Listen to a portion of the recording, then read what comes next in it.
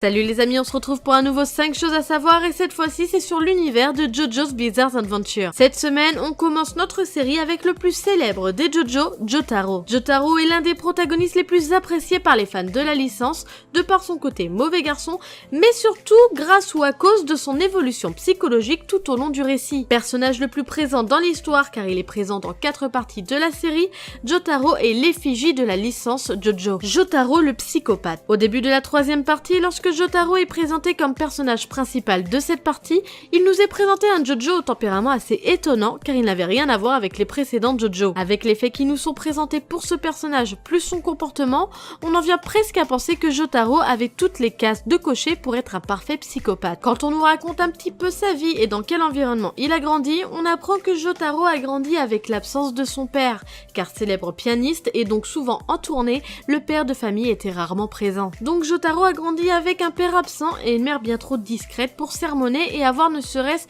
qu'une once d'autorité. Donc autant dire que pour le jeune homme, c'était open bar quand il voulait. D'ailleurs, au début de la 3e partie, Jotaro est un jeune homme bagarreur et froid qui ne montrait pas ses émotions, selon lui incomprises, ce qui lui attira souvent de nombreux ennuis. L'absence de la figure paternelle a dans un premier temps poussé Jotaro à s'attacher énormément à sa maman, puis à s'en éloigner pour ensuite prendre en quelque sorte la place de son père, donc le rôle de l'homme de la maison et ainsi, au fur et à mesure, à devenir de plus en plus agressive avec sa mère. L'absence d'un père dans un foyer est souvent l'une des causes qui poussent un enfant à développer des comportements psychopathes, sociopathes ou autres pathologies du genre. Protagoniste ou antagoniste? Comme je vous l'ai dit au début de la 3e partie, Jotaro nous était présenté comme un mauvais garçon du fait qu'il ait grandi sans figure paternelle à la maison. Lorsque Jotaro développe son stand, il ne sait pas ce que c'est et pense être possédé par un mauvais esprit. Il prend la sage décision, une fois mis en cellule après une énième bagarre, de méditer pour comprendre ce qui lui arrivait. Imaginons qu'il n'aurait pas décidé de rester sagement dans sa cellule et se serait laissé emporter par son agressivité bien présente au début de la saison. Jotaro n'aurait plus le rôle de protagoniste mais d'antagoniste. C'est là que nous prenons réellement conscience des talents d'écriture et de développement de Hirohiko Araki. Je ne me suis pas intéressée à cette facette de l'auteur, mais je pense que Araki est quelqu'un qui s'intéresse à la psychologie et au développement et grâce à son œuvre se permet de démontrer son avis sur la question. Une étude a été faite du nom de Nature versus Nurture Debate, excusez-moi de l'accent, qui veut dire en gros naître ou le développer. Par exemple, naître jaloux ou le devenir.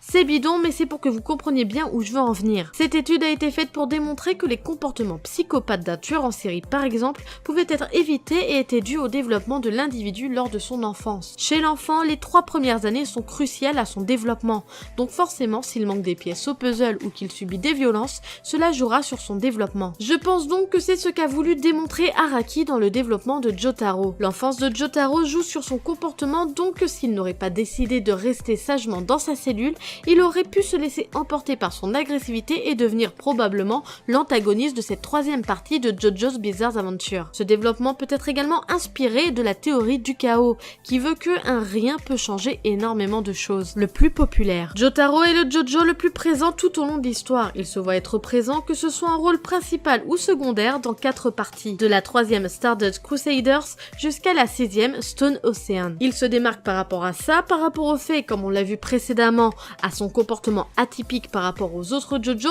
et surtout au fait qu'il est devenu un peu l'effigie de la licence puisque c'est lui qui représente les JoJo dans le dernier jeu du Jump Force. Jotaro est dans les différentes parties de la 3e à la 6e et se voit avoir le droit à un relooking à chaque partie. Ses tenues sont toujours dans le même style mais dégagent un style assez sympa. Une évolution au fil du temps. Nous l'avons vu dans notre 2e point, Araki a l'air d'avoir quelques bases sur le développement et nous le fait savoir surtout avec l'évolution de Jotaro dans les différentes parties où Jojo est présent. Dans la 3e partie, on a affaire à un Jojo solitaire et ténébreux qui se voit bagarreur et renfermé sur lui-même. Déjà au fil de cet arc, on voit un changement dans son comportement. Lui qui ne montrait pas ses émotions, on peut le voir sourire à ses camarades, voire même rire. On a l'impression au fil des épisodes que Jotaro s'apaise un peu plus à chaque fois et se relâche. Présenté comme un jeune paumé au début de la 3e partie, il est dans la 4e un meneur et un exemple à suivre. Il dégage une aura de respect et développe de plus en plus sa sensibilité même s'il est toujours sous réserve. Dans la 5e partie, il n'est présenté que en personnage secondaire mais il intervient quand même. Attention, spoil si vous n'êtes pas à jour dans JoJo. Dans la 6e partie, c'est un Jotaro totalement mature qui nous est présenté et qui est attentionné et protecteur envers sa fille, Jolene. Pourtant, il reproduit avec elle le même schéma qu'il a vécu avec son propre père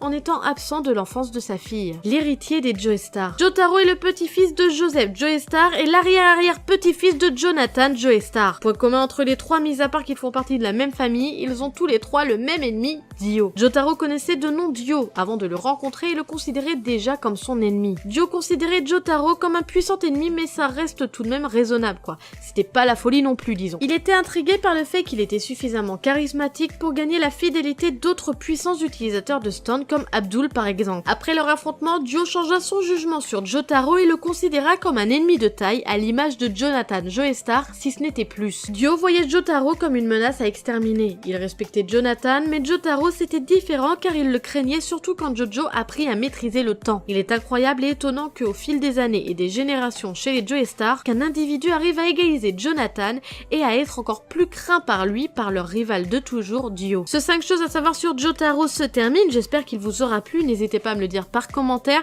likez et partagez la vidéo, ça me fait super plaisir, en plus ça m'encourage, et ne vous inquiétez pas, on continue toujours sur les personnages de Naruto en parallèle, la prochaine fois c'est sur Conan et ça devrait arriver dans les jours à venir. Sur ce, moi je vous laisse à la prochaine, tchuss!